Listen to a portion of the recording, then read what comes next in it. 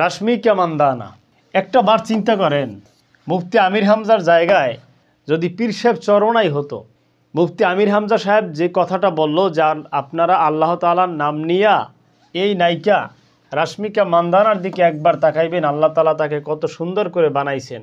শুধু তাই নয়, উনি বলতেছে যে আপনারা গুগলে সার্চ দিয়ে দেখবেন 267টা দেশের মধ্যে নায়িকা রাশমিকা সবচাইতে বেশি সুন্দর। এই কথাটা যদি চরমনাই পীর সাহেব বলতো অথবা নায়েবে আমির শায়েখে চরমনাই যদি বলতো, তাহলে চিন্তা করেন বাংলাদেশে কি হয়ে যাইতো। একটা চোখটা বন্ধ করে একটাবার চিন্তা করেন যে আমির হামজার জায়গায় যদি শায়েখে চরমনাই হতো, তাহলে কি সমালোচনা মানে বাংলাদেশটা কি হয়ে যেত, খালি একবার চিন্তা করেন। এখন কোথায় গোলাম রাব্বানি সেই বক্তা, কোথায় আব্দুস সালাম বক্তা, কোথায় রফিকুল ইসলাম মাদানিরা, কোথায় শায়েখ আলী হাসান ওছামা, কোথায়? আপনারা কোথায়? আপনারা কি জীবিত আছেন নাকি মারা গেছেন? আসেননি বাংলাদেশে? যদি থেকেই থাকেন তাহলে এই ভিডিওর প্রতিবাদ কেন করতেছেন না? সবচাইতে দুঃখ এবং কষ্টের বিষয় হচ্ছে এই আমির হামজা সাহেবকে প্রশ্ন করা হয়েছিল যে হুজুর, আপনি নায়িকা রাশমিকা মান্দানাকে নিয়ে যে কথাগুলো বললেন, এই কথাগুলো কেন বললেন? জবাবে আমির হামজা বলল, এ ধরনের কথা শুধু আমি একা বলি না, আল্লামা দেলাওয়ার হোসেন সাইদিও স্লিপ অফ টাঙে এ ধরনের কথা বলেছে। নাউজুবিল্লাহ, আস্তাগফিরুল্লাহ। একজন মজলুম আলেমে দিন যিনি দুনিয়া থেকে বিদায় নিয়েছেন, আল্লামা সাইদি রহমাতুল্লাহ আলাইহি, তাকেও আমির হামজা সাহেব ছাড়লেন না, সরাসরি ক্ষমা চায় না। আমির হামজা সাহেব ইনাইয়া বিনাইয়া বলতেছে যে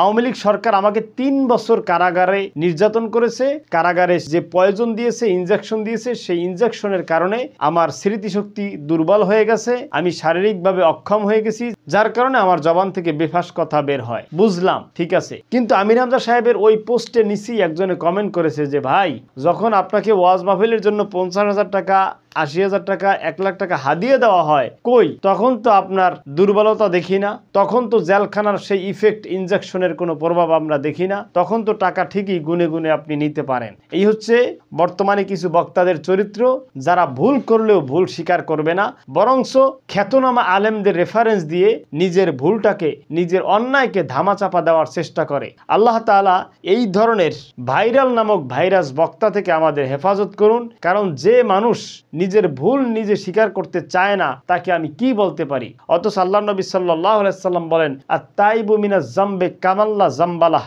যদি কোনো গুনাহগার তওবা করে, আল্লাহ তাআলা এমনভাবে তাকে ক্ষমা করে দেয়, মনে হয় যেন সে গুনাহ বলতে কি জানেই না। অথচ উনি সরাসরি তওবা না করে শুধু বারবার ইনাইয়া বিনাইয়া আল্লামা সাইদির উদাহরণ দেয়, অমুকের উদাহরণ দেয়, তমুকের উদাহরণ দেয়, আর ওনাদের কিছু 5-8টা বক্তা আছে, তারাও ওনাদেরকে সমর্থন করতেছে। কিন্তু একটাবার চিন্তা করেন, এই কথা যদি শায়েখে চরমনাই বলতো, অথবা হাফিজুর রহমান সিদ্দিকী যদি বলতো, অথবা হাবিবুর রহমান মেজবা যদি বলতো, তাহলে কি হতো?